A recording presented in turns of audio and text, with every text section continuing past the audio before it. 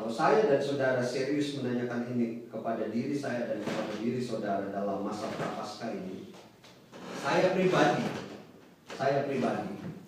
kalau ini ditanyakan kepada diri saya, siapakah saya, Pendeta Victor Hamel, yang sudah melayani Tuhan di Jemaat Immanuel ini? Saya akan merasa begini. Saya sering merasa malu. Karena sebenarnya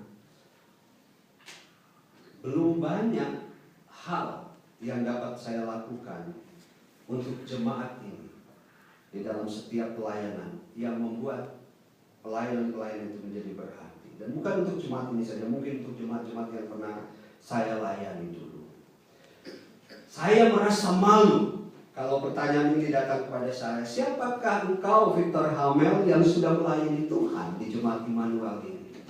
Saya sering merasa malu karena sebenarnya belum banyak melakukan pelayanan yang berarti untuk jemaat ini. Saya malu seperti manusia di Taman Eden yang malu karena mereka telanjang dan untuk itu mereka membuat pakaian sederhana dari daun-daun pohon ara.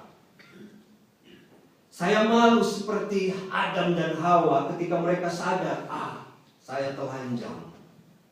Dan oleh sebab itu, saya mengambil daun-daun pohon ara dan kemudian masih sangat sederhana menaruhnya menutupi ketelanjangan saya.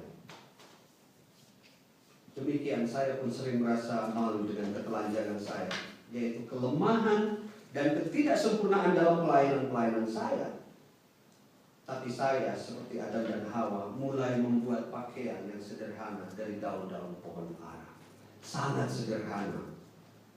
Yaitu kita kembali, artinya kita kembali menyadari arti kelemahan kita dalam pelayanan kita.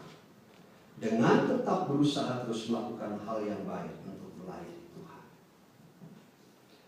Kita perlu menjawab pertanyaan, siapakah saya yang sudah melayani Tuhan di Jemaat Immanuel? Dan dengan kesadaran ini, dengan kesadaran seperti ini dalam pelayanan, yaitu kita yang lemah, yang tidak sempurna, dan begitu banyak kekurangan, maka kita melalui setiap pengalaman yang kita terima setiap waktu, maka disitulah Allah akan menyempurnakannya. Saudara tahu, kita tidak membaca teks ini, tapi kalau saudara baca di Kejadian pasal 3 ayat 21, pasal 3 ayat 21, ketika kita Adam dan Hawa telanjang dan mereka merasa malu, kemudian mereka mengambil daun-daun itu, membuatnya menjadi pakaian yang sangat sederhana. Tapi di pasal 3 ayat 21 dikatakan, kalau tadi Adam dan Hawa membuat pakaian mereka sendiri, tapi di pasal 3 ayat 21 kita tidak membacanya, Bapak Ibu boleh membacanya, dikatakan Tuhan membuatkan mereka pakaian dari kulit. Tuhan membuatkan Adam dan Hawa itu pakaian dari kulit. Lebih aman, lebih safe, lebih baik, lebih sempurna, lebih bagus.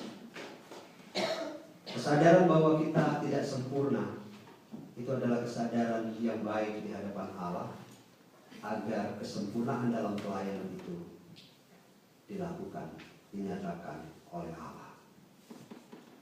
Siapapun kita di sini, jangan pernah merasa bahwa kita sempurna untuk melayani Tuhan. Tidak ada. Karena kesempurnaan itu akan Tuhan berikan kepada kita melalui perjalanan-perjalanan kehidupan pelayanan kita.